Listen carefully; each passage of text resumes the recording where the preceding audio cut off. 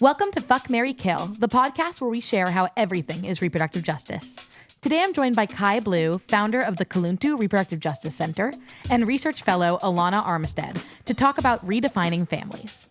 Khye and Alanah created a literature review-based research project that was born out of the idea that community is the opposite of capitalism. And the heart of that project is rooted in family abolition. Family abolition provides an alternative means to imagining care structures beyond the nuclear family ideal. Khye hopes that this episode will begin some important conversations for folks interested in creating a society that does not depend on the family as the central source of care. Welcome, Khye, and welcome, Alanah. Thank you for having us. Thank you. Absolutely. So me and Khye are in Atlanta right now recording, and Alanah is calling in from New York. So I'm really excited to have you both here and have this conversation. So we start every episode with a game of Fuck, Marry, Kill. Have either of you played before? Yeah. Yeah, I think so. Yeah? Okay. You know the premise. Yeah. So, fuck, marry, kill, and this is me. I googled non-nuclear families in the media. So, fuck, marry, kill, Remy and Linguini from Ratatouille. That's a non-nuclear family. Okay. Stuart Little and his family, and E.T. When I googled this, the internet told me that E.T. served as there's like a review or like a media analysis of E.T. and it said that E.T. was the like surrogate father for the boy. That's what the article said, and I was like, do I need to rewatch E.T.? Oh. Like that's not how I remember it. No, those are some interesting options. Thank you. Yeah. Two of them being rats was unintentional. I'll say that. Let me think about this. Alanah, you can go first if you have thoughts. Okay, I think I know, which is unfortunate that I know my answer already. I think I would fuck, what is it, Remy and Linguini, Agreed. and then marry Stuart Little's father, and then kill E.T., unfortunately. Okay. Why are we marrying Stuart Little's father? So specific. Stuart Little's a child. Yeah, good point. Yeah, he's a child rat, so that's probably not the best one. I guess he's a mouse. So let me not disrespect. I don't know if that's disrespectful, but Don't misspecies him. yeah, exactly. Yeah, I don't even know. A part of me wants to just like push back against all this because I feel like Stuart Little, that was a very nuclear family. They just happened to like adopt. Oh, you're this right. mouse, You're right. And then E.T., I agree. I've never seen E.T. But I I haven't feel seen it like in like a decade. I don't remember. I don't remember it. I feel like he was not a father figure. If anything, maybe like a sibling cousin type situation. Right, but he's a not like- cousin. That's like the cousin. Yeah, he comes over for the summer. Like y'all get up to some stuff, but I feel like he was not a father figure. Like that's your weird cousin that's like eating dirt, you know? Yeah, like that you don't really want to introduce to your friends, Yeah. but like you do because your mom said you have to. So yeah, that was my original thought. But if I'm gonna play the game, all right, I would say fuck E.T. Okay, hard. I don't even know. Marry Remy and Linguini. Is Remy and Linguini a non-nuclear family? Are they a family unit? They live together. It's found family, isn't it? It's found family. I feel like the parasite in your brain isn't. I don't know. You didn't have to call Remy the parasite in Linguini's brain. I mean, anyways.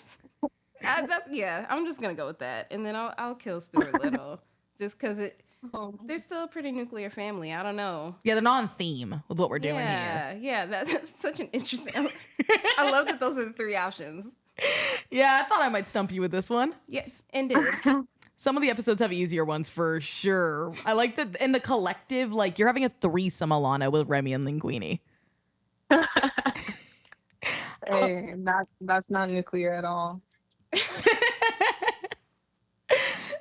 Sorry, I saw this. We might need to take this out, but I saw this reel this morning that was like this guy, and he was like, when Remy's like controlling me with my hair, and he won't stop making me jerk my meat, and I was like, why am I getting this content? Like, what did I do to deserve this Instagram How did you end reel? up on Gen Z Instagram? Right. How? Well, I am kind of Gen Z. I don't know how old I'm 27. No, that's, yeah. Probably. You're like the older Gen Z. Yeah. I'm sure they'll start calling out elder. Yeah, they're going to call it. I think I'm well on my way to a queer elderhood. It's on my way. Oh, but yeah. Queer elders like over 25, I feel like. Yeah. I maybe think that's right. over 30, maybe as the millennials get older. The age of elderhood will get older. But yeah, when I got that reel, I was like, Simran, you got to get off the internet, girl. Yeah. We're done here. Your inner teenage boy, just like put that in the algorithm. I don't know. And I'll be honest, I laughed. Inner teenage boy. There we go. They got a chuckle out of me. Yeah. So can you both start by introducing yourselves? Who are you and what is the Kuluntu Reproductive Justice Center? What work are you doing there? Yeah, I can start. So my name is Khye Blue. I use they, them pronouns. I'm based in Atlanta. I am a full spectrum doula and an educator and a healer. And I founded Kuluntu Reproductive Justice Center in 2019. We do a lot of different things, but basically everything we do is centered around community. Kuluntu actually means community in Xhosa, a language spoken in South Africa, one of the indigenous languages. And so everything we do is based around community. But a lot of the work we do, whether it's like direct doula services or direct services with families or consulting with different organizations on how to serve certain families, we talk a lot about queer and trans families, non-normative families, people who are parenting outside of the norm in one way or another, disabled folks, immigrants, folks who are just somehow not quite fitting that nuclear family structure. And so, yeah, we do a lot of like trainings. A lot of folks know us from our trainings and different like conference presentations and things like that. And just, working with like nonprofits, public health orgs, medical orgs, and how to really make their work intersectional, even if they are already serving Black families, already serving folks with marginalized identities. A lot of times it's not clear, it's not easy to make that work accessible to folks with multiple marginalized identities. So that's a lot of what we do and how we kind of approach this work when it comes to reproductive justice and birth justice. Very cool. It's much needed. Can I ask why you chose the name Kuluntu? I mean, it means community, but is that language something that is, indigenous to you or your family? Or? It is not indigenous to me and my family. Honestly, when I became a doula back in 2018, I was looking for a name for my doula business, and I had a name in mind, but it was taken. And so I was like, I was really looking for something that communicated like village, community, supporting families from the outside, basically. And so it was a word that I happened to stumble upon. And it just really resonated with me. Like it was 2018 when I became a doula, and that was the year of Black Panther. So it was very it was just very this resonates with me. Like I was in my Pan-African bag. So I wish I could say that it's a word or a language that resonates with my family or my lineage or anything like that. But it is not. But as somebody whose lineage was stolen, who knows? Mm-hmm. I kind of just stumbled upon it, and it seemed like it fits. So it definitely does, and I think it's really beautiful to be able to find something that resonates with you, even if it's not something that you necessarily had access to when you were young or anything like that. To hear these words and these languages that make sense and put these things into context, I think is really cool. So it suits for sure. Thanks. Alanah, what about you? Yeah, I'm Alanah. I use she, her pronouns, and I'm a Black feminist reproductive justice advocate from Texas, but I now live in New York.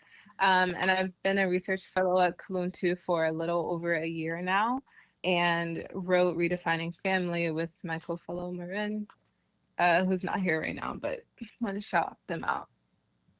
Amazing. Thank you. So me and Khye were talking offline a little bit, but I want to start by saying that I don't know a ton about this topic, and I am really looking forward to learning from both of you. I'm really excited to dive into the literature review because this is something that is a little outside of my just knowledge zone. So for basics, what does family abolition mean, and where did the Redefining Family project come from? All right, so I'll just try to define family abolition simply, and I know it can sound really radical and confusing, but it's basically about unconditional and accessible care for everyone. So the nuclear family, as we know it, was shaped to serve systems like capitalism and patriarchy, and limits care to a small unit, excluding those who need it most, like queer youth who get kicked out of unsafe homes or families, trapped in cycles of poverty, things like that, which we explore in our literature review. And we're saying that family abolition allows us to choose our networks of care freely and to reject, this imposed loyalty to harmful family situations, and rather build our care network that's rooted in love rather than like law or a patriarchal structure. So we pulled this term from reading Family Abolition, which is what a book Kai sent to us last year, and kind of ran with it. We were thinking about how to redefine family because that's the original name of the project. But we were like, this is the answer once me and Marin started reading that. Because at the end of the day, we kind of just believe that every human deserves care because they exist. And it's us who have to commit to providing that care to each other. So hopefully that sums up family abolition. Yeah, and I can talk a little bit about where the project came from. So, like you said in the intro, I had this thought, this idea, maybe like 3 years ago, and the thought was community is the opposite of capitalism. And I'm always like, I have my like random theories about the world and life and all that, and I try to like disprove my theories, to see if they actually stand up. And that theory, I wasn't able to disprove, just like going through my day-to-day life. And so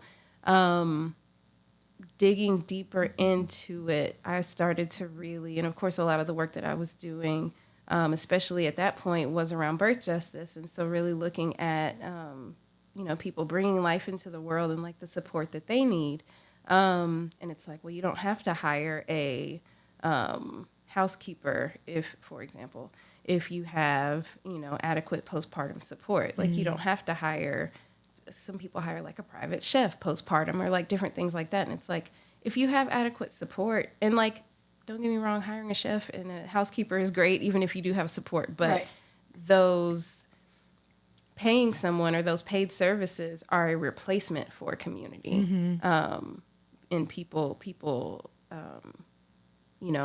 go and hire folks, or they seek out these services because they don't have that adequate community. And so I really was digging into it, and I kind of got to a place where I was like, okay, well, why is it that community is not even just discouraged, but is actively almost villainized in this society? And I kind of got to the bottom of it, and it was the nuclear family system, right? This idea that you're supposed to be independent, this idea that you're supposed to be, in this one small unit with your spouse and your kids, and you don't need help from other people.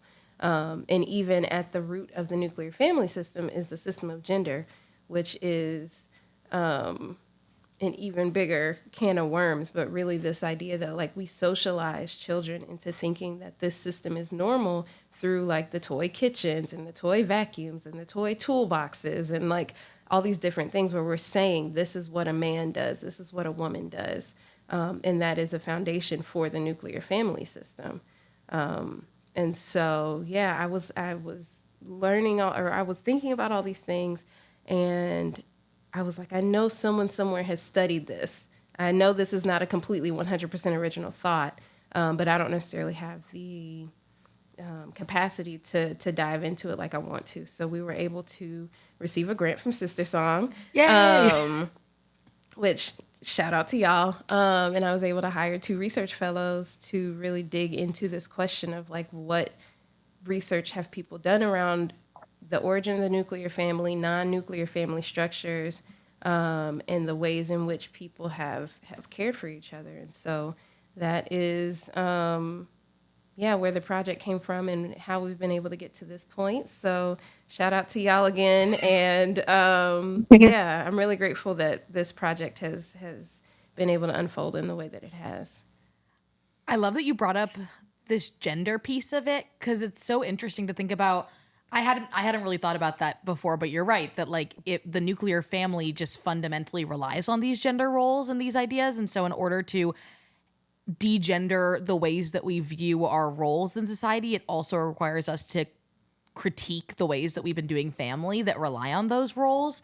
And I'm really interested too about, well, I remember in college reading this paper that was about, women hiring housekeepers, hiring chefs, all these things. And it was talking about, like needing to do those things because they don't have adequate support. And I just always thought about, okay, but what about the housekeepers and the chefs? Like, who's supporting them also? Like, those are people who are going to have children too. What's the community look like for people who don't have access to any, like, if you can't fund hiring somebody, does that just mean that you don't get that need met at all? Like, if that's the only option? And so, yeah, it just feels like such a radical wealth distribution thing too. Yeah, two things with that. I think one, not only does the nuclear family rely on this system of gender, it perpetuates the system of gender, which is where, birth really fascinates me because we gender fetuses before they're even born. There's a study that says it's a video on YouTube. You can watch it. It was like a BBC video.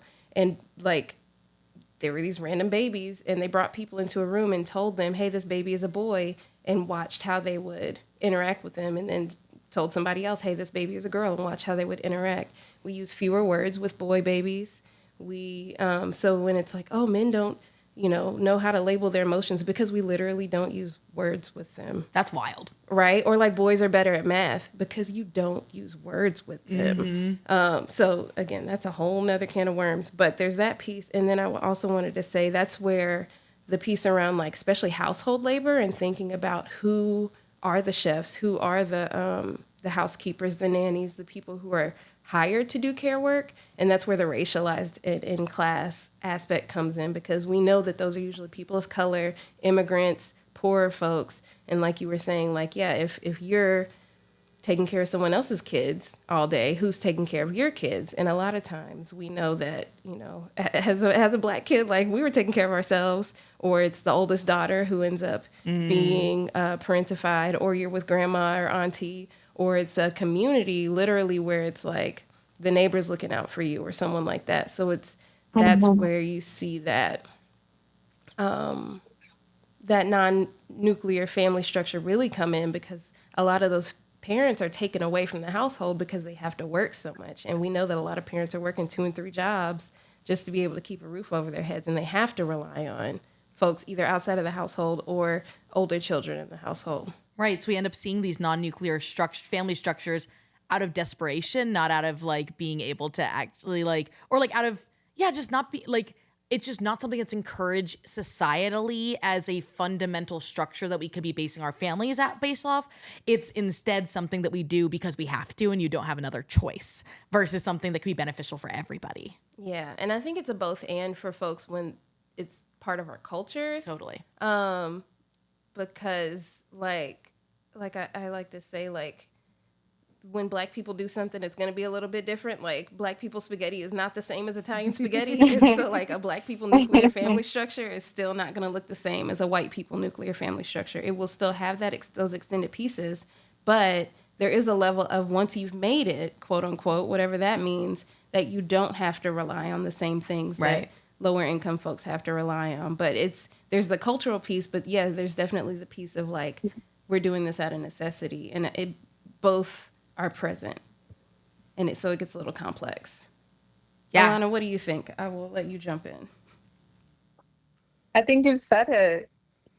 You brought up specifically around this this cultural aspect of it, right? And that, like, I'm thinking about how like my mom would get so upset at me if I call my friends my chosen family, because she's like, that's you rejecting our family, and we have a family who loves you, and we're lucky to have a family that loves each other. So by calling them chosen family, isn't that a rejection, and isn't that seeing our family as less important? And even just like in the media, I'm thinking about like Jane the Virgin. Have y'all watched that? Either of you watched? I haven't, but I know the premise. Yeah. And Alanah, you seen it? Yeah, I've seen it. Yeah, like I feel like so much of like, I'm like, I watched that and I'm like, oh, beautiful women, generations of women and families, and like this idea that like I mean, not that show specifically, but yeah, this idea that like rejecting people in your family, like that's white people stuff. Like that's something my mom would probably say, you know, like, oh, being able to like have this chosen family and just reject your family based on whatever is white people stuff. And Indian people, like you stick it through it, you figure it out, or you just like, you know, those are your aunties, your uncles, you do it. And so I've always associated that value with this immigrant specific value. And so I'm interested in how these other identities, race, ethnicity, immigration play into that conversation of family abolition. Is it in fact white people shit? And I think the answer is no. Yeah, I mean, I would say it's not white people shit. I would have to agree with you there. I think family family can be deeply tied to culture and survival, and it's okay to value family. And I think that it's good when family is a site of like deep trust and unconditional love. And that's not something family abolition or chosen family wants to erase or diminish. Right. I think that, yeah, like we're not trying to devalue meaningful bonds. We're just also not trying to gatekeep that love from people that are not blood related to us. Um, and also kind of recognize that family can also be a site of harm, and imposing that type of unconditional acceptance of any behavior because that's your blood can be harmful too. And like cases of domestic violence and neglect and things like that can go unchecked because we're told, you know, that's your family, you deal with it because Right. that's your family.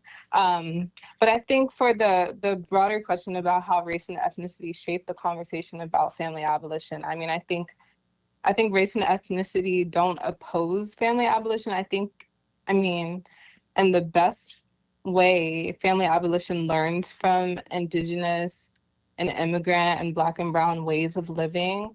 We're not trying to erase tradition or the ways that we live. I know Kai was mentioning about like intergenerational households and how we're often the ones taking care of each other in the house.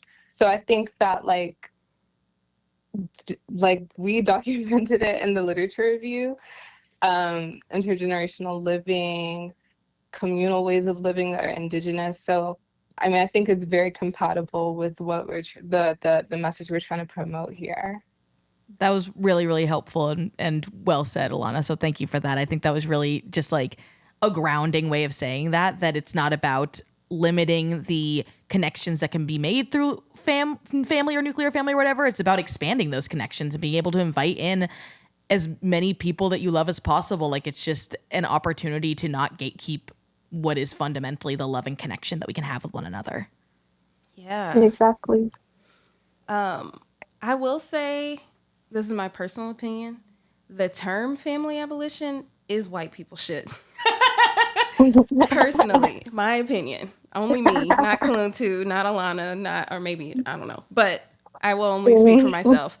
From the perspective of the people who are doing this research and the people who came up with this term, what we saw when you know, what they saw when they researched the literature review, a lot of the things that have already been written about family abolition with that name, with that title, was white people researching it. And so that's one really good thing. I appreciate, Alanah, you keep like plugging the lit review. So my plug is that from what I've seen, and correct me if I'm wrong, Alanah, but most of the other folks writing and researching about family abolition, we're not doing it from a Black feminist lens. And we're not Black or indigenous or people of color. They were mostly white academics. Great work. Like, I'm not taking anything away from them, but the actual term, from what I can see, is white people shit. And like, I say that You're too. right. You're Thank you. correct. But yeah, and I was thinking about this the other day. Like, I don't love the term either because it's, you know, similar to like prison abolition. Someone says that, and the first rebuttal is like, well, do you just want these criminals on the streets? Right. And, What about the rapists? Yeah, it's gonna be so dangerous. And it's like, so I don't know what it is about the word abolition. Maybe it's tied to slavery. You know, everything's tied back to slavery. But like, people just have this visceral reaction to the word abolition and whatever is tied to it. I was thinking about like relationship anarchy. Like, what if we said family anarchy, you know, or something? I don't know. But anyway, that is also a white people term, relationship anarchy. And I would love to explore that from a Black feminist lens. I got thoughts. So I was going to say, that's another conversation, maybe part 2. We'll come back for this. Yeah. But like and that's the thing is like the term, the label is white people shit, but the practices, like Alanah was saying, and the research is based on what Black and Indigenous and people of color and immigrants do and have always done. Like, we know that immigrants, and whether that's folks from other countries or even looking at the Great Migration in this country, if you're going from Mississippi to Chicago, you're not just going to go to Chicago and, you know, go start talking to white people. You're going to, who do you know that's already in Chicago? Right. Or who do you know who knows someone who's already in Chicago, and make those connections. And hey, you know, my pastor's son is in Chicago. He lives at this boarding house. Go talk to him. You know what I'm saying? Or like, you're coming from wherever to New York. You're coming from South Africa to New York or India or wherever. And you're not just going to go to wherever. You're not just going to go to like the Greenwich Village. You're going to go to wherever your people are. And even if you don't know them, then you're going to know them. Like, that's your family now. Yeah. Even if you did not know them back at home, you have no ties, no connections. And so when you were talking about your mom, I was like, I'm willing to bet, I don't know your family intimately, but totally. I'm willing to bet that there are aunties and uncles who are not in your family tree. Yes, and she literally has lived with them. Like, her as a child, like her parents sent her to another country because they needed their kids to be taken care of. And they like couldn't go to that country yet. I can't remember the details of it, but basically, my mom's gonna listen to this and be like, Simran, what the fuck? But the bottom line is that they were living with aunts and uncles that are not actually blood related, that are deep friends of people and like friends within the community and friends of their parents. So those two things, holding those two things at once, so true. Yeah, so they're already doing family abolition work. They're just not naming it that. Right. And it's, you know, right. Like, exactly. And like the polyamorous folks would say, like, oh, you can love multiple kids at the same time, so you can have multiple, you know, different types of relationships. Like, you can have multiple families, right, and love them all. It doesn't mean, oh, I've reached my quota, so I have to kick my mom off of my MySpace top 8. Like, no, that's not how that works. You can have expansive relationships with all types of people, and you can have chosen family, family of origin, blood family, married family, whatever. Like, that doesn't, you don't have a limit on the amount of people you can call family. Right. Especially because when we do, like, coming back to this nuclear family idea, like, when we do marry people, especially when straight people marry people, it is seen as, okay, now you have a new family, right? Like, you're allowed to say that counts, but like other intimate relationships don't count for that. And even if they're equally as or similarly as intimate. And I also think it really comes down to this idea too, that like, you know, when you hear about like, oh, I would always read about like Indian history and so many things that we would be like, oh, well, India has these regressive views. And it's like, well, did they, or did Britain come and bring some regressive views? And then they like just melted their way into the culture. And now young Indian people don't even know where one starts and the other begins.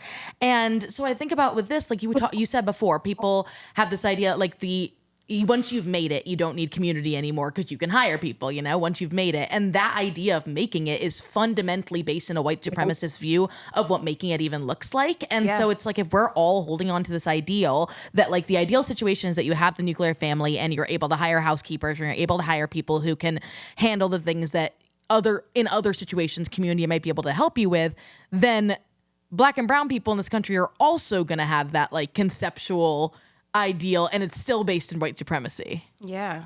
Right. Yeah. So y'all have brought up the literature review a few times. So I want to, and I will link the literature review in the notes below, but I want to know a little bit more about what the research has taught you about alternative families and sources of care, and if there's anything that you were surprised by that you learned. Alanah, if you want to go first, y'all were like knee deep in it, so please go ahead. I want you to go first because I feel like because I was so knee deep in it, the things that surprised me don't feel surprising anymore. I understand that. Okay. Yeah, let me think. So I learned a lot about the ways that the goalposts have shifted throughout U.S. history. So the Lit Review was mostly, we might have mentioned some family structures outside of the U.S., but it was mostly heavily U.S. based, just because that's what we know. And so the ways that the goalposts were shifted, especially for Black and Indigenous folks, like during Reconstruction, just like there were laws that said that Black people have to work, there were laws that were basically, and regulations that were basically saying, like, you cannot like cohabitate with someone unless you're married with them. You can't be polyamorous. Like, there was this push that, like, you have to have a nuclear family structure. You can't just be out here with your 3 girlfriends, or you can't, like, you know, do certain things that are outside of this. And so it was like, in enslavement, you know, marriages were not seen as legal and families were being torn apart left and right. And then once folks were not enslaved anymore, then it's like, well, now you have to fit into this. And if you don't, we can take your kids away from you. We can do whatever. And similar things with Indigenous folks. Plural marriage was common in some Indigenous cultures. And of course, that being seen as deviant gave, or white people made that into a justification to take people's kids away from them, whether that's residential schools or apprenticeships, quote unquote, at 12 years old with, you know, someone's family. And it's like, it's an apprenticeship to be a nanny for someone's kids? Yeah. Okay, sure. And so, yeah, the goalposts just kept shifting. And even with welfare policies, there was in Nevada, I don't know if this is in the Lit Review, but I watched the documentary Storming Caesar's Palace, and they talked about it in that. But in Nevada in the 70s, they have one of the most restrictive welfare laws, but they would have, like, I forgot what they called them, but they were basically like midnight raids where they would, like, pop up at people's houses. Because, you know, when you're on welfare, if you have food stamps or certain government programs, you weren't allowed to have an able-bodied adult man in your house who wasn't, like, married to you. So it didn't matter if it was a boyfriend, a cousin, an adult child, whoever. They come knocking on your door at midnight, and if there's a grown man in your house, you get kicked off of your food stamps. Yeah. Wow. Yeah. And this was like the 70s, like I said. And that's still, it's probably still happening, honestly, but it was happening beyond the 70s as well. And it's very well known in a lot of low income circles of, like, you can't have certain people in your household if you want to be on government benefits, or like how disabled folks can't get married if they want to keep their disability benefits. You know, different things like that, where it's like, again, the goalpost is moved. It's like, who do they want to marry? Who do they not want to marry? And at what point in history are we in? Like, what is the context around that? Right. And so, yeah, just that really, I didn't necessarily, I knew the welfare and the government benefits piece, but I didn't know the Reconstruction piece of it. Yeah, I think that's what surprised me as well. That's a really helpful context too, because it shows these, like, tangible impact of this, the tangible impact of the nuclear family. It's not just like this hypothetical, theoretical family abolition that, like, the woke people are thinking about. Like, this has a actual impact on people's lives. It leads to children being taken away. It leads to losing benefits. It leads to losing welfare support. Like, there's an actual impact when we take the nuclear family and hold it in this position. It stops people from being able to get what they need. So that really helps put into context for me. Yeah, for sure. Alanah, you want to jump in, or you want me to move on to the next question? Yeah, I'll try, because I mean, that's bringing so much back to me. And I'm totally freestyling right now, but I think what really surprised me was learning about the history of company towns, because of the literature review with coal miners in, I guess, the Midwest. I don't know what region of the U.S. I think it was like West Virginia. Geography. Yeah, like West Virginia, and how that was so connected with family separation, because the men in the coal mines were so poor that they were moving en masse to West Virginia to go work on the company town and get paid with the company money to spend at the company shop, and never really have actual money right that they're meant to be sending back to their family home. and how that disrupted, you know, domestic labor because they didn't have wives at the company town to do their laundry and make their lunch. So they were still reliant on the company food store or something like that. And I think that was just really mind blowing as a real life historical example of the many ways family separation works in this country. And then also to be finding out that company towns are like coming back in a new and shiny form of Amazon warehouses. And seeing the same insidious ways of just like constantly demanding labor um, from people in such a way that they are not around their family at all, and that being a type of family destruction too. Yeah, that's very scary. And Yeah.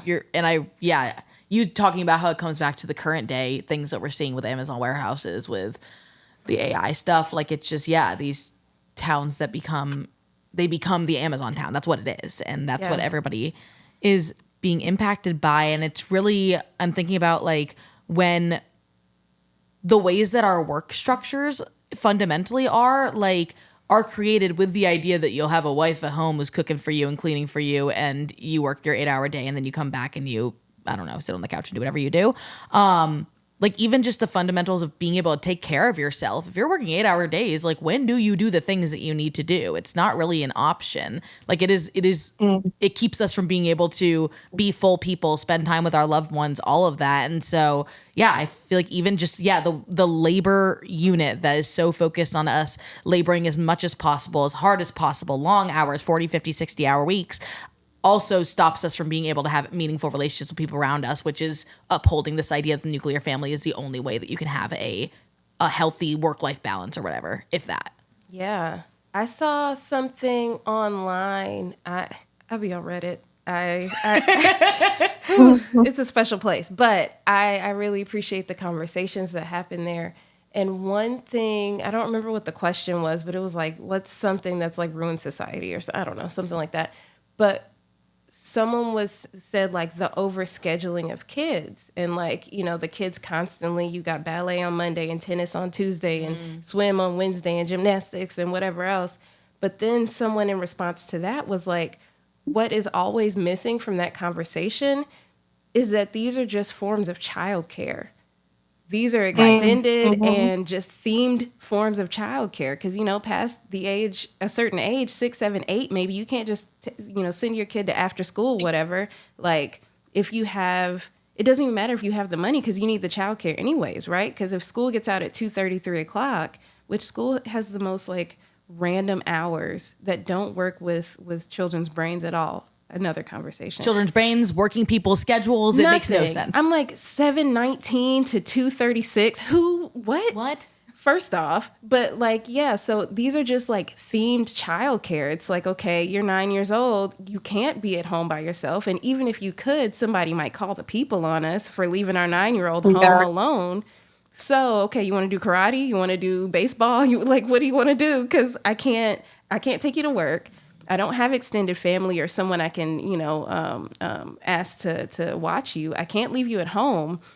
So I guess we're going to do some sports. Like, I guess we're going to do some activities. And so I think that that's another way that like a lot of families are trying to fill this gap. And we know how expensive childcare is. Right. We know how expensive the after school, before school care is, and how much parents are just chauffeuring kids from one thing to the next, because it's literally been criminalized for kids to walk places on their own, for kids to stay at home by themselves, for kids to congregate in the street. I mean, maybe not in the street. We were in the street in the 90s, but all of that's been criminalized. Right. And so, like, what else do you do as a parent or as a caregiver? So I think that's a big part of the conversation that we don't talk about. We're shaking our fist at kids these days, but it's really going back to capitalism and people working those 40, 50, 60 hours a week. I picked up an overtime shift, or I'm working 12 hours because I'm a nurse, or I'm working, 10 plus, like an 8-hour shift is almost an anomaly. Yeah.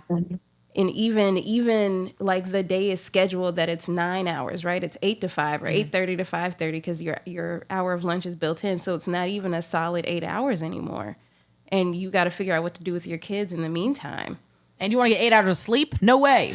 It's over. And then cook and then clean the house. And if you don't do those things, then you're failing. And Alanah, did you have anything you wanted to add to that before I jump in with another question?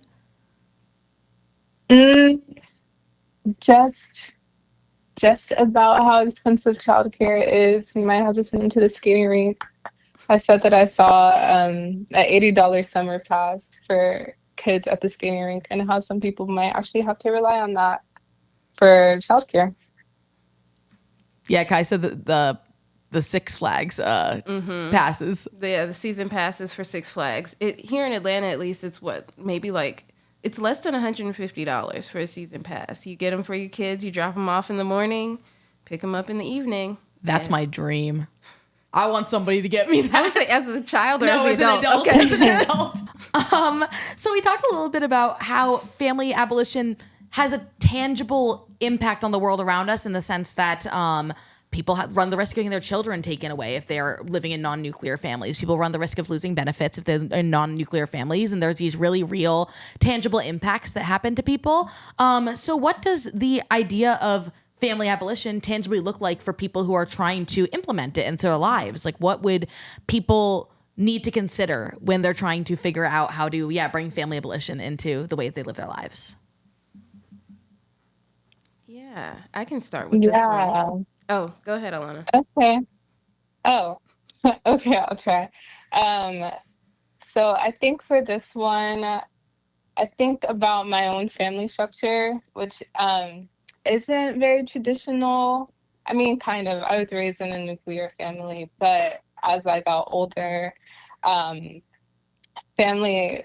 my mom wouldn't call it family abolition. And we've been talking about how immigrants and people of color wouldn't do that, but we're doing intergenerational and expansive care anyway. But to get to the point, like I have 2 moms, and my brother has 2 moms too, and only one is our biological mother, and the other are women who came into our lives through us.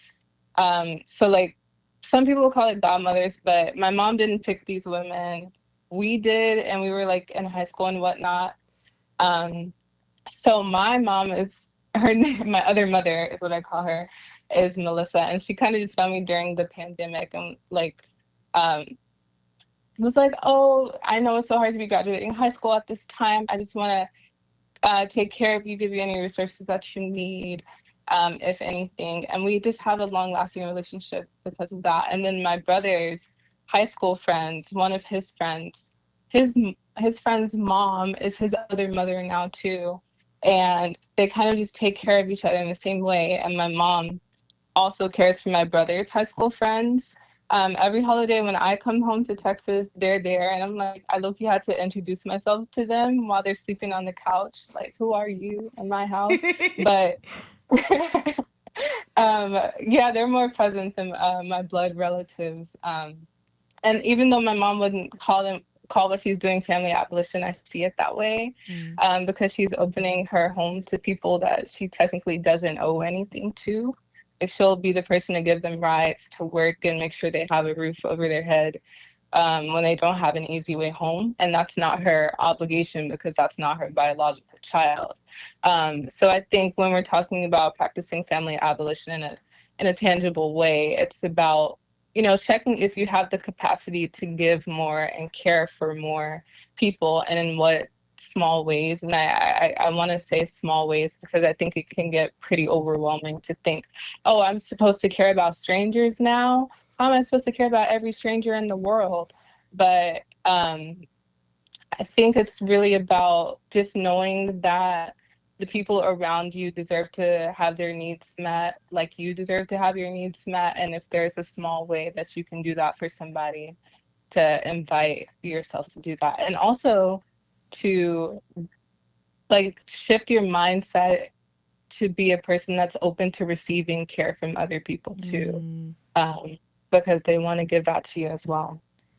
Yeah, the 2 things that are really standing out for me about what you just said is the first thing is you said doing something for people who you don't owe anything.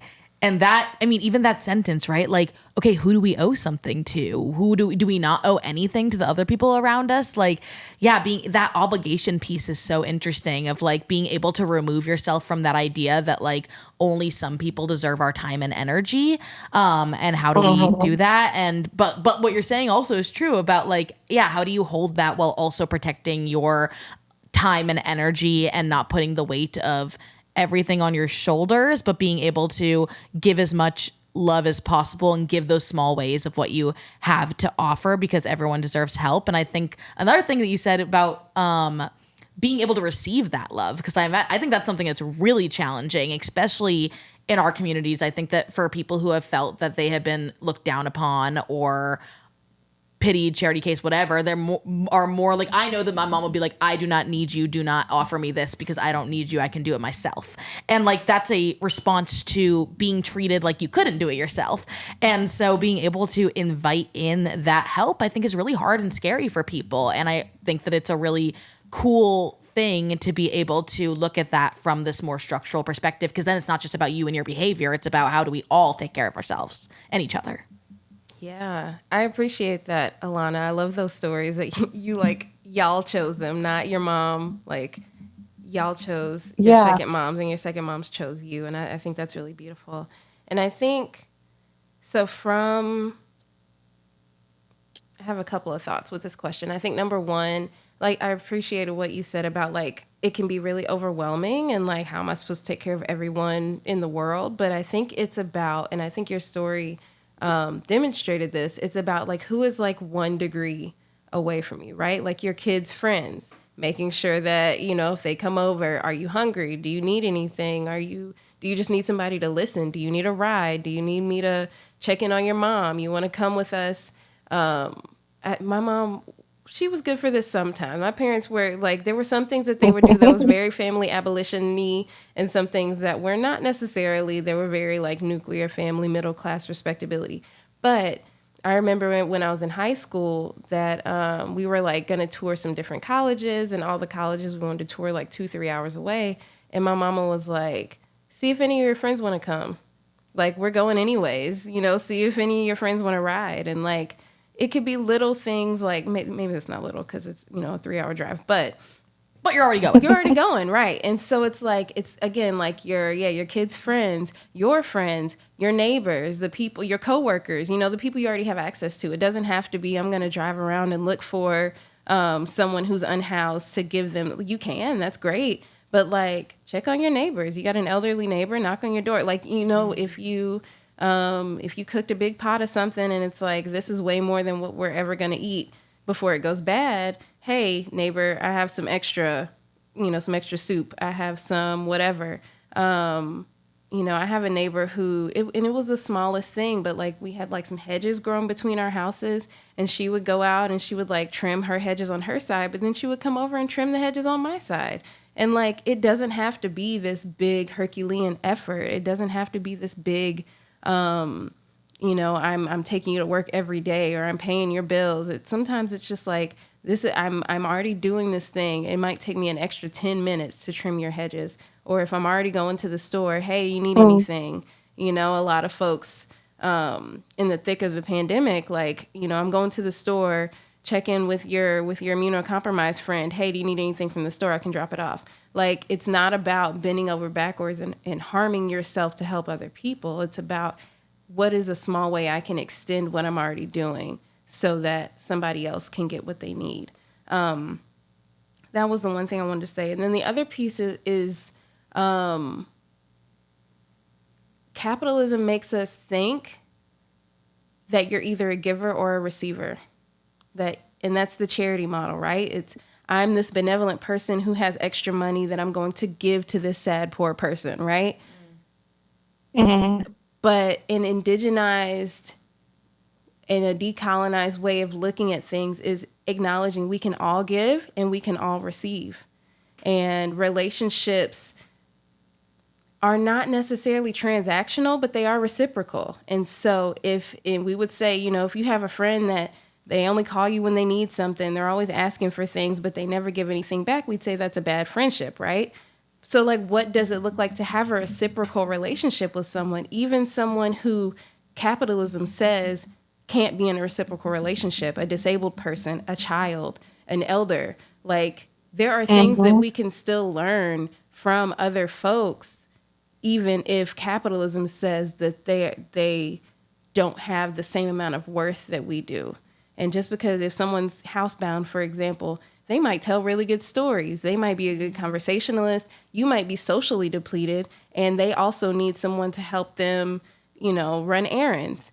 Like, there's a way for y'all to both get your needs met. And so I think a lot of times people are like, I don't have anything else to give. I'm overstretched. I'm exhausted. I'm doing all these things by myself. I'm, not sleeping. I'm whatever, all the things. We're all exhausted and we're living in late stage capitalism. So it's not necessarily about like, oh, I have to muster up more to give. It's about how can I reconceptualize what giving and receiving even means? And how can I want to help you get your need met. What needs do I have that this other person can help me get met? And I think what Alanah said about being willing to receive help is a lot of that also, of like, take yourself out of the savior position, take yourself out of the idea of like, I am giving, so I'm the giver. You are receiving, so that you are the receiver. No, this is reciprocal. And so, being vulnerable to say, hey, actually, I am feeling a little isolated. I've only been working and, doing stuff around the house. I would really love to just have a social conversation. Or one thing that I love about being around kids is how grounding they are. Like, everything, the world could be on fire, and like, that 4-year-old don't know nothing about that. That 4-year-old just wants to show you their cool dinosaur. Like, and sometimes I need that. Like, so like, I feel fulfilled. I feel like my cup is more filled at the end of that interaction. That it might not be, okay, 4-year-old, I'm gonna cook you lunch and you're gonna, fill my social cup. But it might not be so formal, but really thinking about like, what are those needs that I have that can be met, and how can I be vulnerable enough to ask for it, or to make sure that my needs are being met while I'm also doing what I can for other folks. That's not selfish. That's how it works. Reciprocation. You have to get your cup filled up in order to continue to pour out for other people. You just made that so accessible. Thank you for that. Seriously, that was so like clear and accessible, and like, yeah, that's exactly how you can implement it in your everyday life. And like, I mean, it's mutual aid, right? Like, it's like a more structured version of mutual aid, but like, yeah, that we are not givers or receivers. We're people, and we all have different needs. And I think a lot of times, like, especially being in my 20s and having other friends who are in their 20s and are still figuring things out, a lot of people don't have any money. Yeah. And a lot of people are like, I don't have any money, so I can't help anybody. I can't do this. I can't donate to this mutual aid. And it's like, yeah, but can you drive somebody to, like, if we're packing the court, can you drive 5 people? Yeah. Do you have, like, it's like, can you walk my dog? Like, there's so many things that you can do. There's so many needs that we have as humans. Yeah. And so I really, really appreciate just like the way that you're framing this, that everybody has something to give and everyone has something that they need, and it can be more of a constant reciprocal relationship. And that doesn't mean it's transactional, like you're saying. It doesn't mean that the kid is like, I have filled your cup and now you make me 10 chicken nuggets. It's just that it's like, yeah, we all play these different roles depending on the time in your life too. Like, it's like one day you might be down bad and the next day you're not. Like, our relationship to need and to giving and to receiving is so flexible too. Yeah, and that's where the disability justice of it all comes in. Acknowledging, and I do yoga a lot, and what they say in yoga is like, my body today is not the same as my body yesterday. And capitalism says, yeah, you should always be on this trajectory of like improvement. So today you should be stronger than yesterday. Today I might be sick. Today I might be, maybe I went too hard yesterday and pulled a muscle, so I have to be gentle with myself. Maybe today I'm on my period and like, I'm not having it, and I'm just gonna like not work out, or I'm not gonna do the thing, or I don't have the ability to have all this energy. Or, now I love that the internet has like latched on to the 4 phases of the menstrual cycle. And it's like, I'm in my luteal phase. Oh yeah. But like, oh my god. Just be talking about the luteal phase for the first time in ever. I've never heard of that. Never. I'm like, girl, spell luteal, but okay. But sometimes you're in one phase and you're like, I got all the energy. Sometimes you're in another and you're like, I need to rest. I need to just drink some tea and chill. And like, that's okay. And disability justice says, let's build a world where that's okay. Capitalism says, no, you have to either be the same as or better than yesterday. Disability justice says, whoever you are, wherever you are, however you woke up this morning is okay. And really where you are this afternoon might be different than this morning. Right. Maybe you got some bad news and now you're grieving and you weren't grieving this morning.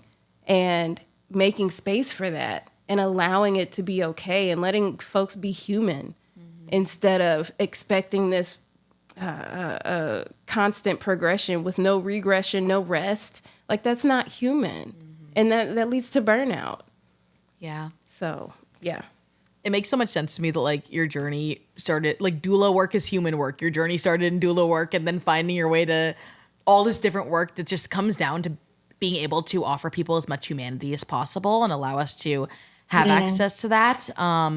Also, I have a friend who's always talking about their 4 menstrual phases, and whenever I see them, they'll be like, "Oh, I'm ovulating today. I'm so horny."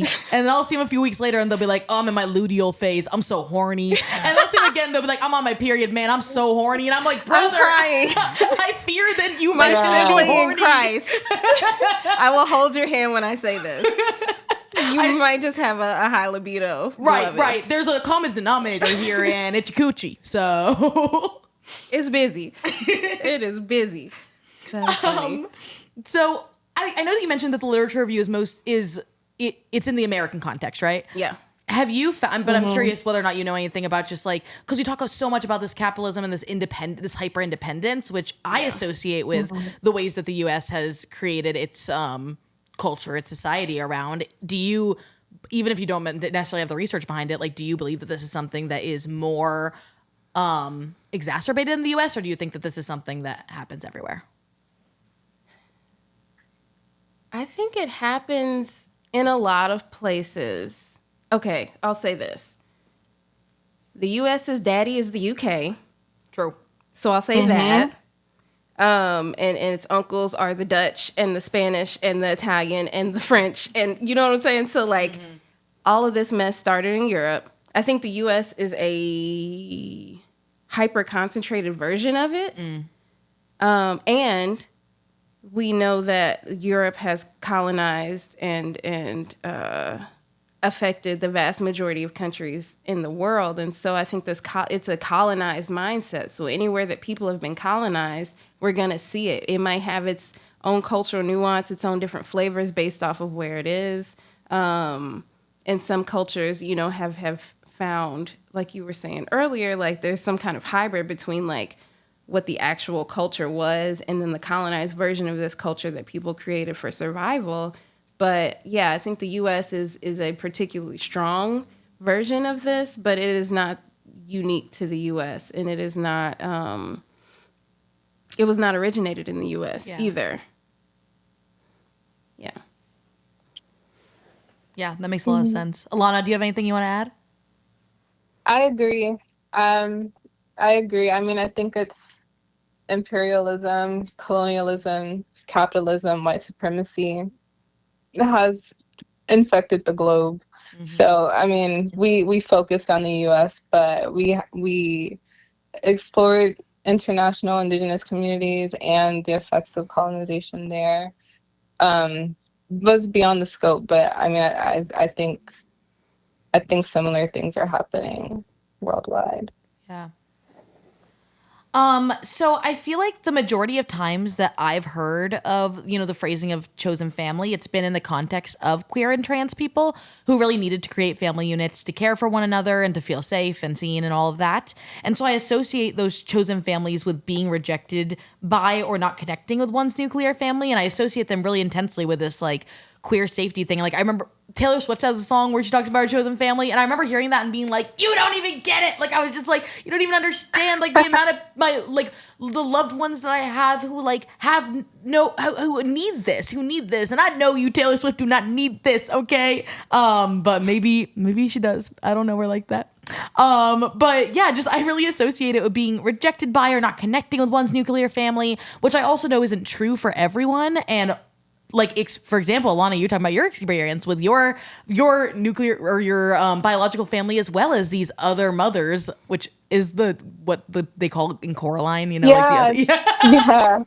I was like, that's spooky. But yeah, it's not true. It's not true that it requires some sort of like rejection or lack of connection with one's nuclear family, although that is how I feel like I've mostly associated with. And so, yeah, how do you see that family abolition and redefinition as important and powerful for all communities, not just for marginalized folks? Alanah, you want to go first? Yeah, go ahead. Yeah.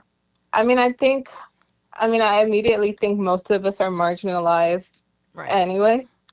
So family abolition can be powerful for everyone because, most people are harmed by the systems that prioritize private property, patriarchy, and capitalist family structures, which the nuclear family is just the site where that's reproduced. I think we're women, like the most, like we're not outnumbered by straight white men.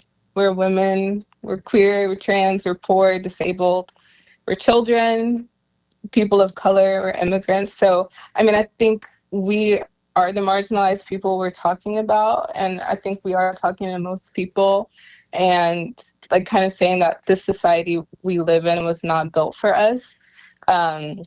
So family abolition is meant to reject like the premises of white supremacy, and it kind of creates a world where everyone's needs of food, like water, shelter, education, are met without the expense to someone else, and that is not what capitalism does.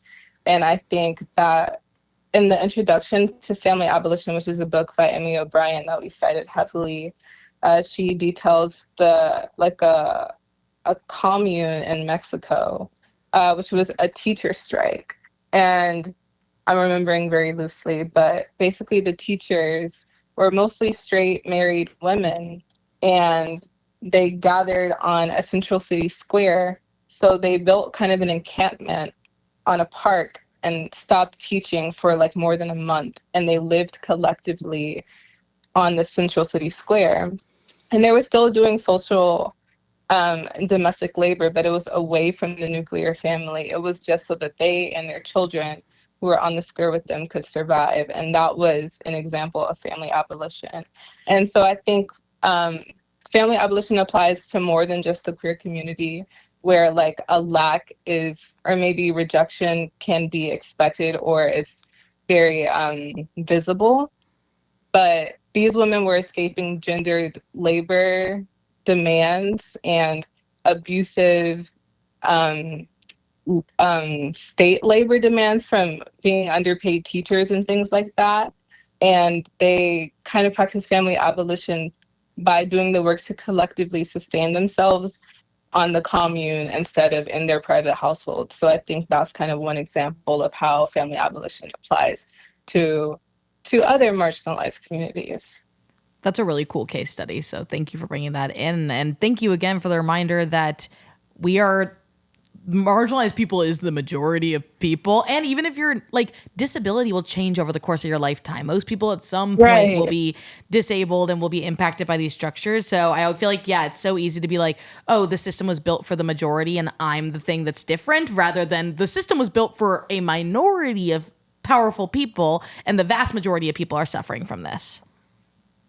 Yeah, I love that. And even I'm just thinking about like what you said. I don't remember who it was that said it, but it's a disability justice organizer, activist who said like, we're all, maybe not all, but if you're able-bodied, it's temporary. Like you're temporarily able-bodied. You're gonna be aging. You're gonna be pregnant. You're gonna break a leg. You're gonna do whatever, and like that takes you out of the able-bodied category in one way or another. And I know that's a big like piece of contention. Like, oh, pregnancy isn't a disability, but isn't it? It certainly limits your ability to do some things physically. So yeah. And there are a lot of disabilities that come along with pregnancy, like gestational diabetes, preeclampsia, like heart problems, like. And is the reason why we don't want to call pregnancy a disability because we think that disability is something you should be ashamed of? Sips tea. So yeah, that there's that piece, but then also just thinking about the word marginalized, like similar to how our bodies are different every day. Like sometimes you're marginalized and sometimes you're not. Like Marin, our other research fellow, wrote an article. So they were in Houston when, I don't remember the name of the hurricane, but when the hurricane hit last year, and they were talking about how the article was about how their neighbors all came together. You know how we like to do in the U.S. in a quote unquote disaster, whether that's a natural disaster, man-made, whatever. We all band together for that like 2 weeks or whatever, and then it's like, okay, everybody's electricity's back on. All right, I'll go back to not talking to you. Right. But like at that moment when you are reeling from a natural disaster or a man-made disaster, like I said, we are banding together, right? 2020, folks were throwing money left and right. You know, we have mutual aid, we have people dropping off lasagna and whatever, due to this. What people are acting like was a temporary issue with COVID, but it's like, again, as soon as it appears that everybody's good, we go back to this hyper-individualism. So that marginalized is even, I'm marginalized today because a tree fell on my house, or, you know, knock on wood, or, you know, this thing happened or whatever. And so that coming together is crucial for all of us, because there's going to be a point where it's not possible to be hyper-individualistic, right? It's not possible to live your life in that way. We're going to need help. We're going to need folks to support us. And like, ideally, those are folks who you know and trust. And so building that family up, building that care web up before you need them. When I'm, you know, talking to my doula clients, I'm like, let's get your community in order now before you're, you know, 2 months postpartum, in the middle of postpartum depression and ready to eat this baby out the window. Like, let's talk to people now and get them information. Okay, my brother can walk the dog. My cousin can come over and, you know, do my hair so that I don't have to do my own braids. But also, that's another thing I was going to say. In this country, it's so common for folks to move out of their parents' home or their caregiver's home, and maybe you go to college or you go to the military or whatever, and now you live across the country for them. So you could have a great relationship. Your mom is your best friend, but if your mom is in California and you're in Chicago, you still need people. You know, you still need those people that are in person with you. You could have a great relationship with your whole extended family, but if they're spread out across the country, then you're going to need those people who are more immediate to you. Your mom, the power of love cannot get her to you in 2 minutes. You know, she can't teleport to you because of her motherly love and power and connection to you. And so I think that just realistically, we have to have those support systems, because most of us are not living in the same town. You know, back in the day, my whole family lives on the same block. Right. Love that. I think that's a goal we should get back to if that's safe and healthy for you. But for most of us, that's not the case, especially if you're from a small town. We know that, you know, millennials, we were like, we got to get out of here unless we want to work at, you know, Walmart or the gas station. Like, there's no other option. I have to leave in order to do something, you know, other than be stuck in a dead-end job. And so it wasn't even necessarily like, I want to go. I mean, I did. But some folks, you know, they love their small town, but they realistically can't, even if they can, you know, they go to college, maybe they become the small town doctor, there's still not a medical school in your small town. So you got to go and then come back. And so that's just the economic reality of this country, is you probably are going to have to move around for job purposes, if not for identity purposes, because who wants to be the only, you know, Black queer in bumfuck Kentucky, right? Like, I might love it there, but if I might not love you back, right? And if I want to have queer friends, let alone, you know, lovers and whatever else, like, I gotta go. So yeah, that's the reality that a lot of us are living in. And we know, because Atlanta is a city full of transplants. New York is a city full of transplants. So many cities that it's just not realistic to only rely on your nuclear family or your parents or your siblings. Yeah. I really like what you're saying there, that it's like, it's kind of necessary, and preparing is necessary. Like, being able to prepare a community before you quote unquote need it. We always need it. Yeah. But like before the tree falls on your house, you know, being able to build those Right. relationships and commit to those things. And I feel like we as a culture are so reactive, like you're saying with, you know, the hurricane, we all react and then we forget about it. Or even our medical system, like doctors who perform knee surgery on you are going to get paid a lot more than the person who does preventative care because we don't appreciate that. We don't appreciate this idea that like preparing for something is a good thing. We want to see that big change. And like, yeah, I think just being able to build those relationships over time or prepare for things, or like somebody once said to me, like, unionize when things are good so you're ready when things are bad. Like, yeah, those are the things, like unionize, build your community, do all these things so that you are ready. Get a therapist before you're having the breakdown. Like, do the things in advance. And I feel like, yeah, when we live in a reactive society, there's just so many like societal things, like the obsession with labor, the reactivity, like there's just so many levels of American culture that then like seep into the ways that we live our lives in ways that I don't even think I notice until like starting this podcast has me thinking about shit. Like I'm sitting here, I'm like, fuck, that I like all my behaviors are based on these things that are so much bigger than me. And that's really scary. Yeah. Our environment shapes so much of our behavior. Specifically about unionizing though, like there's always, you know, on the internet, folks from other countries are like, you know, whatever the headline of the day is, why aren't the Americans protesting? Why aren't the Americans striking? Blah, blah, blah.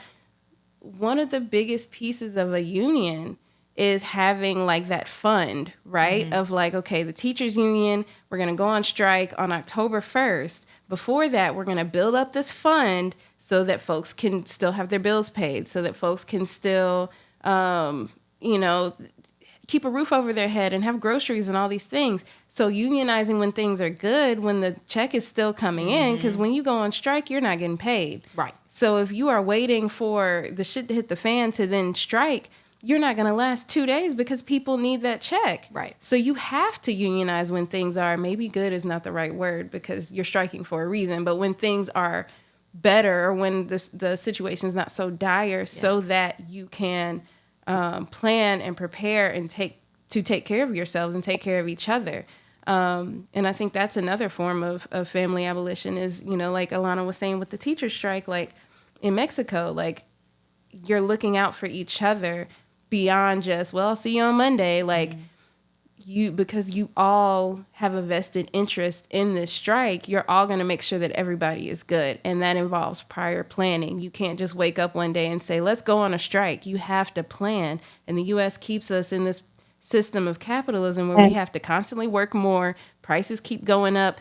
We don't have anything left to give. We don't have any time to organize. We don't know how to organize. You know, what's been called soft skills, those are not soft skills. Those are very crucial. Conflict management, relationship building.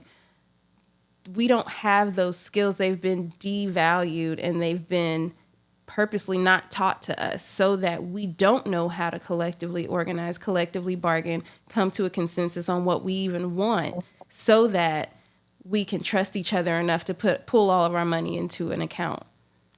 And so it's very insidious, but it's also very purposeful, and it's very, it's much bigger than most of us are even looking at. You know, it's like that picture of like all the people that are blindfolded and they're all touching the different parts of an elephant.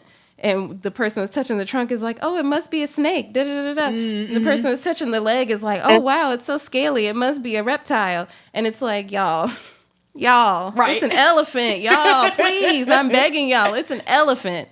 Can we please, like, everybody zoom out? And I think that's what RJ as a field does, and that's what this family abolition work does. And also is like, we are zooming out. Like, it's not just birth. It's not just childcare. It's not just abortion. It's everything. Mic drop. So we kind of started this by you saying that community is the opposite of capitalism. So as we're finishing up this episode, I really want to know for both of you, what does that tangibly mean to you, and how does it inform the way you live your life? Should I go?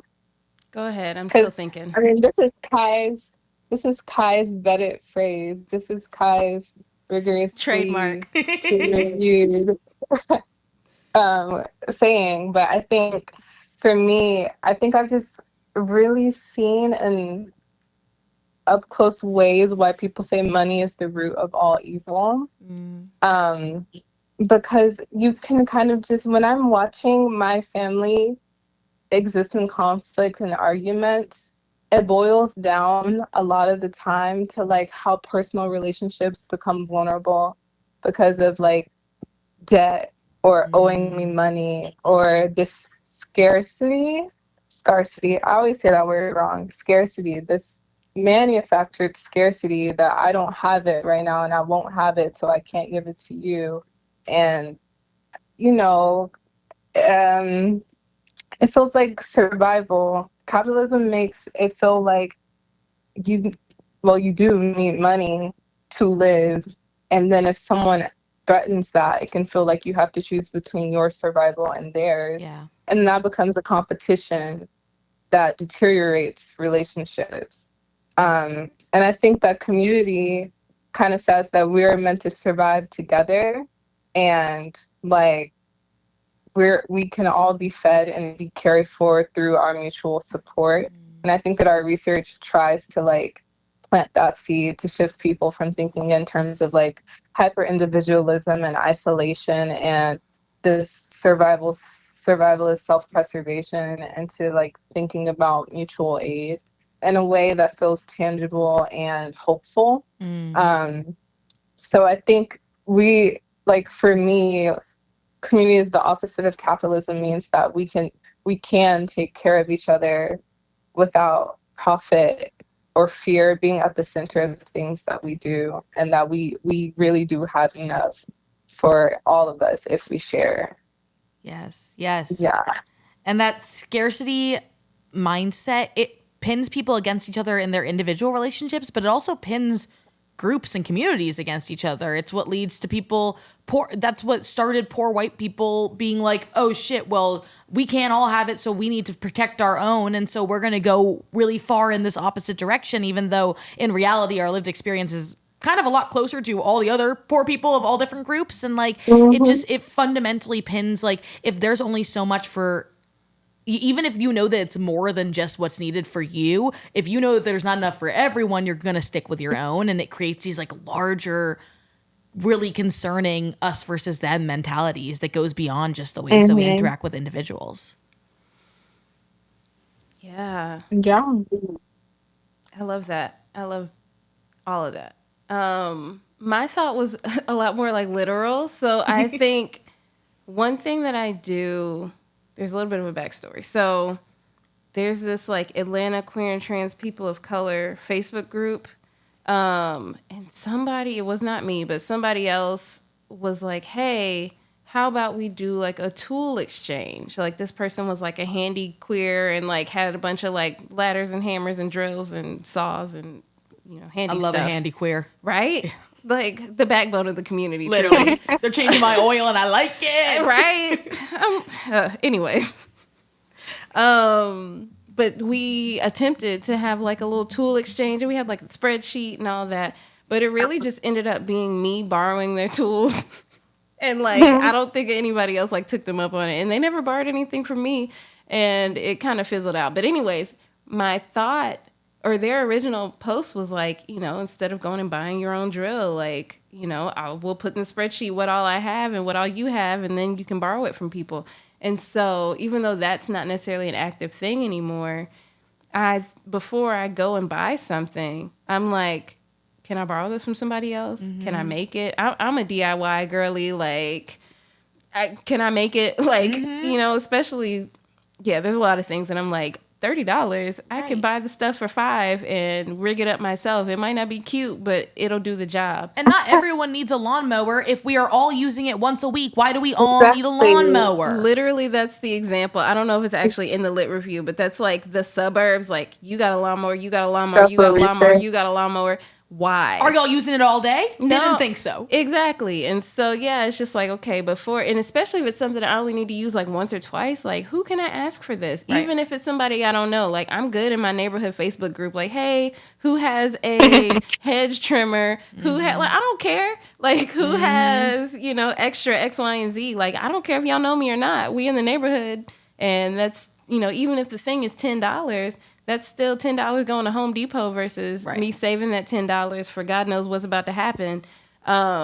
And so instead of, because especially like Amazon, they want this hyper consumerism, right? They want me to just, oh, how convenient. I have this app on my phone. Yeah. I'm going to type it in. I'm going to buy it. It'll be here tomorrow or maybe even in 3 hours. No, not at all. Like, y'all are already killing the planet. I'm not going to help y'all speed it up. Mm-hmm. Like, am I perfect? Absolutely not. Like, I'm sure there's plenty of things that I buy that, you know, I could borrow from someone or make myself or repurpose or reuse or whatever. But I try really hard, like, okay, this is a thing that I need. Where can I go? Who can I talk to borrow it, to ask, you know, to if I can use theirs, to go over their house to, you know, sew something really quick or whatever. And so very tangibly, like, let me put that card up. Let me put that debit card up. Like, why do I feel the need to buy this right now? I'm trying to be more mindful with like spending money, because that's how we've gotten used to this version of life, but it's all manufactured, right? Going to the grocery store, like even those types of things that we take for granted. If the shelves are empty, what are we doing? You know, like we have to really think big picture, like, okay, how are we becoming a little bit less reliant on this capitalist system? Like I've been trying to garden. It has not been easy, but I'd be so proud cutting my little kale and taking it into the kitchen and chopping it up. Is it my whole entire grocery budget? No, but it's $2 that I saved from, you know, going to the store. And it feels good. It feels good. I learned something new. I'm replenishing the earth.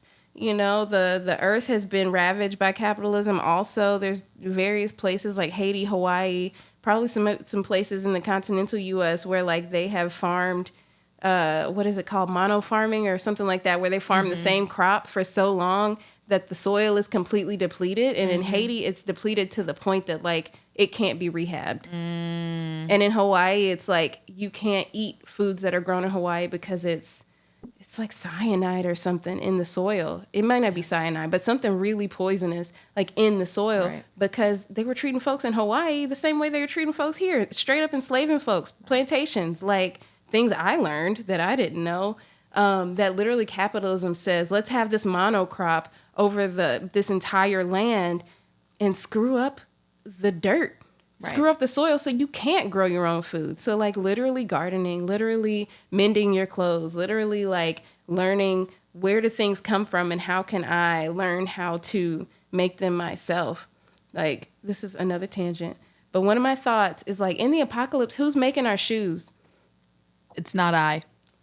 I don't know. Who knows how to make shoes, y'all? I don't know. Like who knows how to use the cow hide to make the soles of the shoes to make sure that we are not walking around. Like we could walk around barefoot. Folks do it all over the world, but that's going to be a hell of an adjustment for us, you know, city folks who barely walk. And in the apocalypse, I'm picturing like broken glass on the ground and shit. Like, I don't know. I feel like I need some shoes. And there's already broken glass in my neighborhood, but that's another conversation.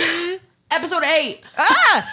So yes, who's going to make the shoes, right? Like who's going to like take the raw cotton and spin it into fabric so that we can sew the clothes? Like if we can't go on Temu and we can't go on Fashion Nova. No Temu? Listen, like, you know, at some point, like, yes, there's enough clothes on the planet to like clothe all of us 6 times over or whatever, but eventually that's going to run out, or like all those Temu clothes are not in good shape. So like, it's not like they're all going to last forever. Right. But like, you know what I'm saying? We really got to think about, we've been spoiled by this. We've been spoiled and also disabled by this society as is. That if the grocery store shelves were empty, if the internet goes down, if electricity goes out, we're screwed. Yeah, we're screwed. That's a good sentence. That's a good soundbite. That we have been, we say, coddled and also disabled by the same system. Yes. Ooh. Yes, and we think it's luxury, but it's actually, and we might laugh at the country bumpkins who are, you know, hunting and like fishing for their own food, but like actually they gonna be the ones that are surviving. Like the city folks are not, we don't have very many survival skills. Right, what am I gonna do, make a podcast? It's the apocalypse. Like, right, we're gonna shitpost our way through the apocalypse. Right. Like, no, the revolution will not be televised, but I will podcast about it. Right, like who knows how to catch a rabbit? I'm hungry. Like, I'm gonna learn how to make a shoe. Next time I see you, I'm gonna make a shoe. Like, Kai, here's my shoe. It's one shoe. I can only make one. I hope everyone only has left feet. Thank you. No, I'm here for it, and I can't wait to see your shoes. Thank you. It'll be great. Shoe, singular. Oh, of course. I am dating this girl, and hopefully when this launches, hopefully, fingers crossed, we're still dating. Otherwise, it's going to be a very awkward moment in the podcast. They were, in fact, not still dating. But I'm dating this girl right now, and I was just telling my friends, I was like, she has the sexiest job. She's the sexiest job. And they were like, what the fuck is her job? She's a librarian. Listen. Hot! Librarian. Yeah. In capitalism? I'm like, oh, you're a librarian? Like, you're providing free services to the community. You're a children's librarian. You're doing story time. And, like, libraries are this last, like, pinnacle of hope for me. Like, yes. And we could be doing libraries for tools. We could be doing libraries for all kinds of shit. There's no reason why it's only books. Why? Oh, my God. There's this short story. It's called... Oh, I think it's called The Memory Library or something. I want to say it's like N.K. Jemisin. Don't quote me. But it's basically about, like, this, like, grandma and her granddaughter go to the library, and you can... It sounds terrible, but it sounds better in the story. You can, like, check out an old person.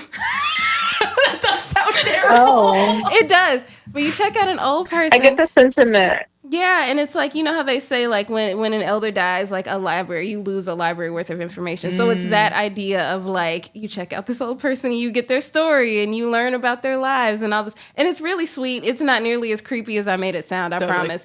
But it's a good story. I'll have to find the name of it so you can put it in the show notes. But, like, yeah, just, like, we could have libraries of so many things. And we always talk about, like, archiving our work and all this. Like, archivists and librarians are also, like, queers are overrepresented in that field as well, because we know how important it is to tell our own stories. Right. And we know how important it is to record those stories so that the next generations can learn from them, right? Like the AIDS quilt and even just drag shows and like ballroom and all these things that exist. And it's like, these are our ways of telling our stories so that we can narrate our own lives and we can leave something for posterity, especially because a lot of queer and trans folks, especially pre-marriage equality, were not having kids, right? So it's, what is your legacy? My legacy is this house that I created, right? This legacy is this quilt square that I made for my friend who passed away at 25.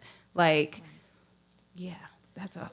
Yeah. Being able to pass down that generational knowledge means that we also have something to build off of. Like, I feel like that's another way to keep people down and complicit is that make you believe that you're reinventing the wheel every single time, that you have to start from scratch every single time, when in reality, we are standing on the backs of so many queer elders, queer ancestors who have been doing this work for a long time, who died doing this work, and being able to know that you're not starting from scratch and hold on to that history of, okay, this is what has been done before me and this is what worked and this is what didn't work, is how you build movements. But if we don't tell our stories and don't allow us to share those stories with younger generations, to get lost, and then everyone thinks they're starting from scratch. I mean, it's so effective in like university organizing that the administration knows that the students are going to turn over in 4 years, and then everyone starts over again because everyone goes and gets a little job and nobody thinks about it. Like, when I was working in higher ed, I saw that firsthand. I was like, this is terrible. You just, we'll talk about it. You just keep pushing them off until they graduate. Literally. Like, and I'm just like, so y'all just never want to see folks be great is what I'm hearing and seeing in real time. That's wild. Well, that's all the questions I have for y'all. Do you have any final thoughts about redefining families, this literature review, anything that you'd want to share with people before we close out? Khye. I'll say a couple of things. One, the literature review is available on our website, kuluntu.center/redefining family. We have a literature review. We have 2 executive summaries, one that's written in more like academic speak and one that is written in more like casual speak. We also have a zine and a reading list. So that's the first thing. The second thing is that the next phase of this work, so now that we've done this research and we've really set the stage, we are collecting stories. So just like what we were just talking about, we want to hear from people who are already doing this work instead of treating family abolition work like it's this new novel concept. We acknowledge that this is historical, this is cultural work that folks are doing. So if you have a story, and when I say story, literally video, audio, painting, photography, dance, written short story, poem, whatever, We are collecting stories until September 5th, and we are also doing interviews with folks. And we would love to interview individual folks who are doing this within their households. We would love to interview households, parents and kids, co-parents, care webs, disabled care webs, whatever. But we also want to interview folks who are doing this work more widely. So like mutual aid organizers, people who are coordinating free stores, like whatever, people who are doing care work on a small scale or a larger scale. So that is our shameless plug for that. So please share your stories with us. And our goal is to have an anthology. So we'll have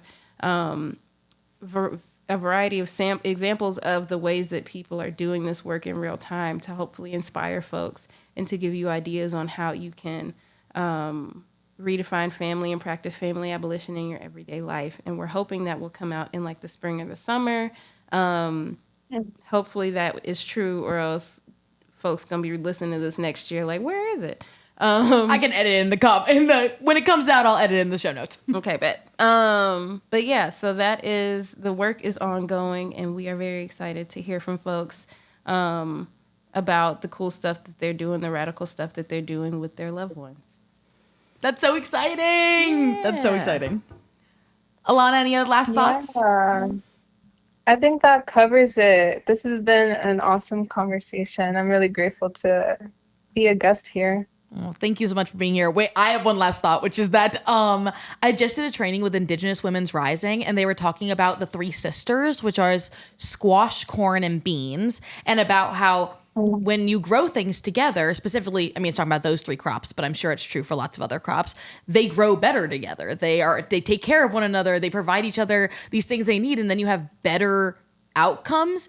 And so I was just thinking about that when you were talking about the mono farming or whatever, like, yeah, there's a word for it. Yeah, there's a word for it. And it's not like you're not even getting better. You're not getting more crops. You're not like you're destroying the environment and you're not getting better yield. Like that's just like the way that capitalism doesn't even work on effectiveness, but they like to act like they're working on effectiveness. So that's my last thought that I couldn't let go before we end this episode. But thank you both so much for being here for this really like complicated conversation. I feel like I can walk away from this talk about family abolition in a way that feels meaningful now. And I don't think I could have done that at the beginning. So I'm very, very grateful to both of you. Yay. That makes my heart happy. Yes. I'm glad that we could spread the good word, and I hope that our listeners can do the same. Spread it and start these conversations with the people you love. Yay! Thanks, y'all. Yay. Bye. Bye. Thank you.